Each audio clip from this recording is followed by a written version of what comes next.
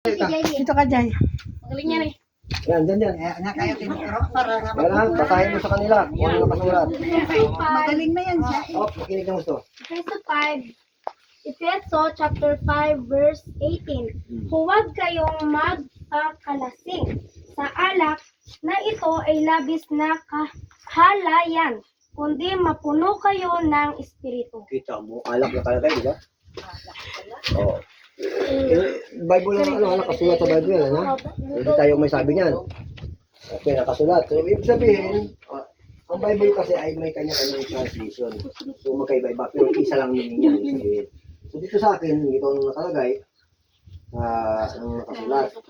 At sabi dito, at huwag kayong magsipaglasing ng alak na kinaroroonan ng kaguluhan, kundi kayo'y mga puspos ng espiritu.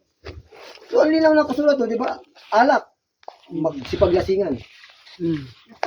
Huwag, ang sabi huwag, oh. Ibig sabihin, hindi pinagbabawal. Huwag. Huwag uminom. Oo. Ano daw ang alak?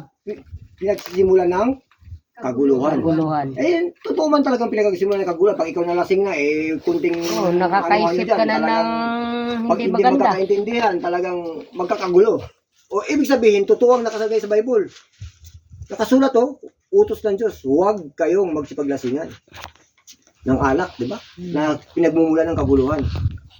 O ibig sabihin talagang, kasi hindi natin nabasa noon, hindi natin nalalaman, kaya hindi natin alam. Parehas kayo lasing. Mm. Nagsuruntukan na kayo mag-asawa. O, hindi nyo So, alam. nakasulat, di ba? Wala Nakasulat. sa aming mag-asawa yan. Okay. So, yan ha, isa yan ha. Number 1, isang teksto lang yan. Hindi lang isang teksto yan ang nakasulat dyan ha. Baka isipin nyo, isa lang nakalagay dyan. Yan lang ang batas na yan, hindi. Bubuksan pa natin.